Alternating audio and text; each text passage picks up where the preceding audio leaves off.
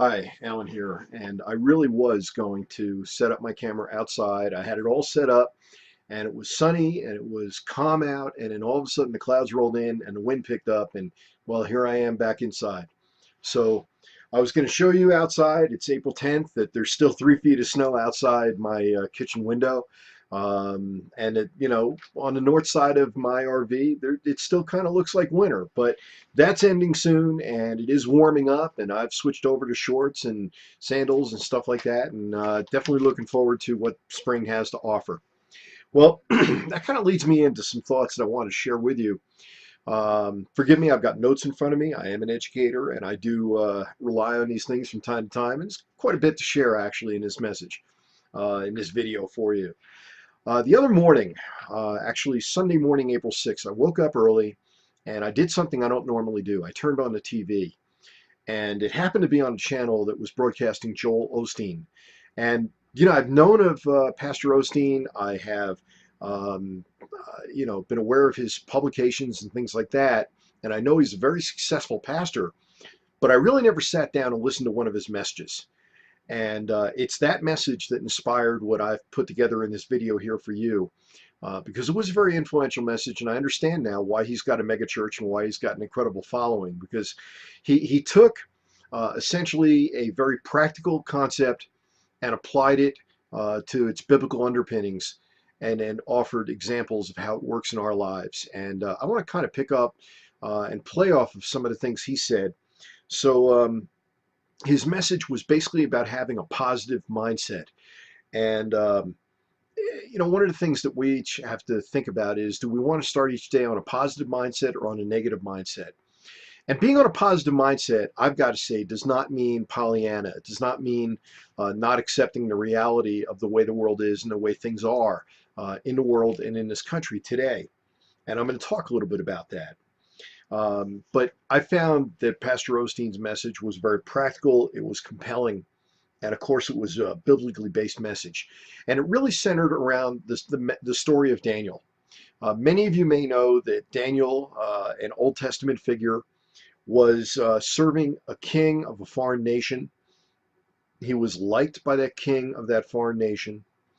And the king made a proclamation. He said, well, anybody who worships any god other than the God that the king worships for the next 30 days is going to be thrown into a den of lions and is going to die. Well, Daniel was not about to be swayed by that. Daniel had the faith that he was following the one true God, and he had the belief that he would be safe regardless of what happened, as long as he continued to follow that true God. And that's exactly what he did. He continued to pray and worship to the God of heaven, the God of the Israelites, and the God of modern day Christians and Jews. And he found himself, just like in modern days, there are people that went and told the king about him. So as we say in New Jersey, he got knocked out. And the king, who happened to like Daniel, but had already made his proclamation about the lion's den, said, I'm sorry, but I have to throw you in the lion's den, and it's been nice knowing you. Daniel said that the God who I serve is well able to deliver me. So what happened was, the next morning, the king sent people down to see what had become of Daniel, and certainly did not expect to see what he saw, but he found 100 lions lying, sleeping. Their mouths had been closed by an angel, and Daniel was lying there sleeping perfectly unharmed in the den. So the king, upon discovering this, proclaimed, we're all going to worship Daniel's God. How's that for an amazing testimonial? So what can we take from that? Well, I would say live with expectancy, live with the expectation that things are going to work out. Be prepared to experience God's supernatural blessings. Have a positive attitude. Again, be realistic, but have a positive attitude. And know that there are good people, both in biblical times and today, that have faced extraordinary challenges. And two in the Bible would be Joseph and Daniel. And yet unfair things happen, but yet they don't make excuses, and there's no bitterness. So my question to you is, which describes you? When you wake up in the morning, Do you say, "Good morning, Lord," or "Good Lord, it's morning"? Think about that. Do you say, "Good morning, Lord," or "Good Lord, it's morning"? Well, my thoughts bring this into my own personal life. And whether it's in the business world or whether it's in everyday life, especially for those of us who are RVers, you're inside my RV, my home on the road. I'm in Steamboat Springs, Colorado for maybe another 3 weeks. This again is being recorded on April 10 of 2014. And I'll be off heading to Wyoming and then Idaho after that, and adventure after adventure. And of course, you'll be able to track me and see what kind of things I'm doing, and also how I earn my living on the road, because that's part of this message too, kind of fits in there.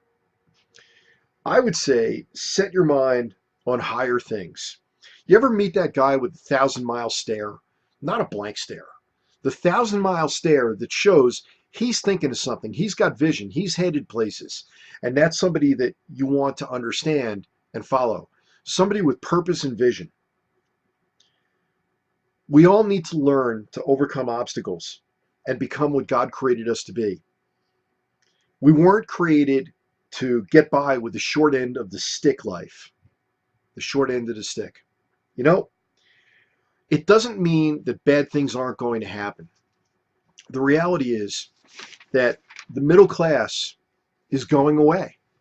You know, I had a conversation with a fellow this morning, and this ties in nicely. There's a reason that I didn't make this video until April 10, even though I had seen Pastor Osteen on April 6.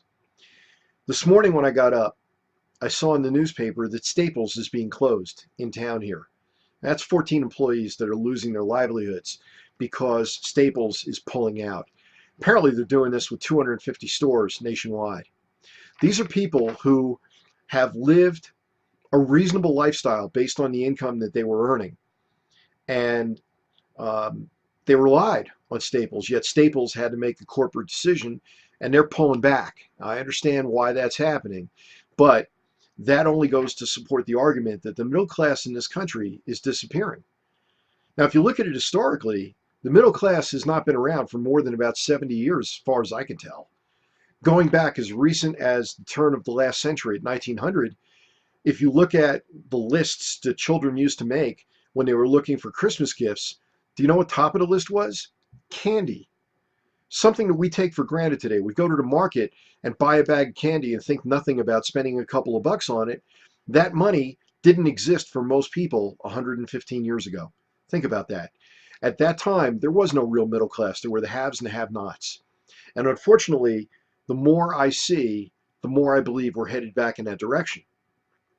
Consider, if you will, just bringing this into real life, into what's going on today, the CEO and Mozilla and the unjust actions that were taken against him.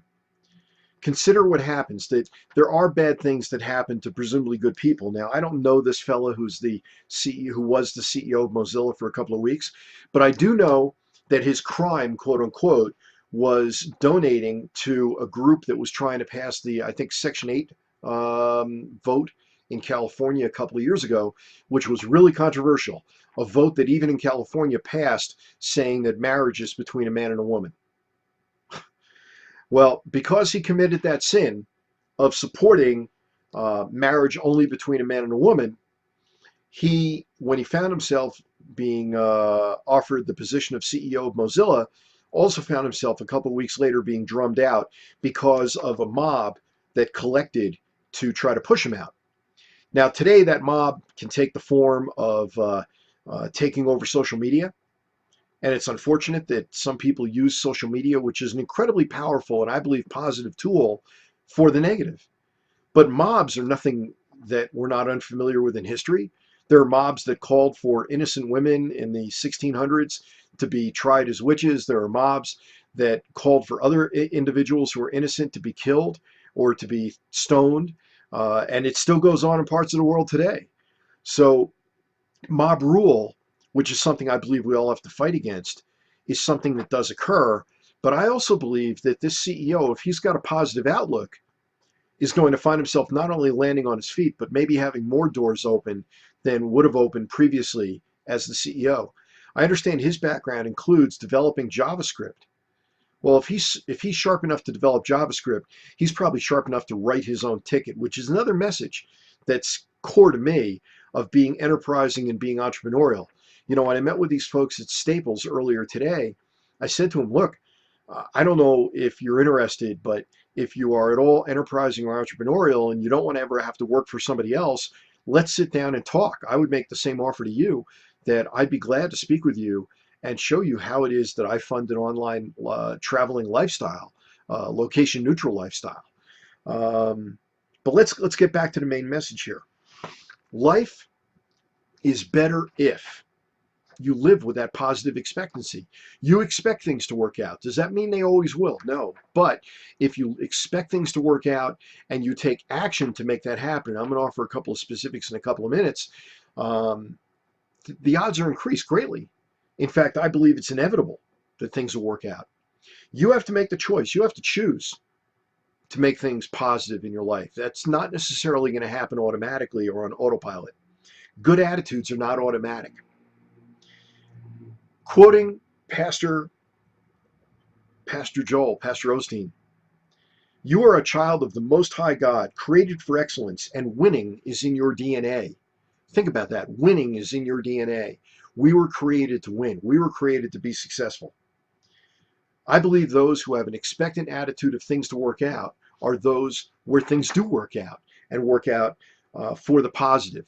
It may not always be on a timetable that we think is the best.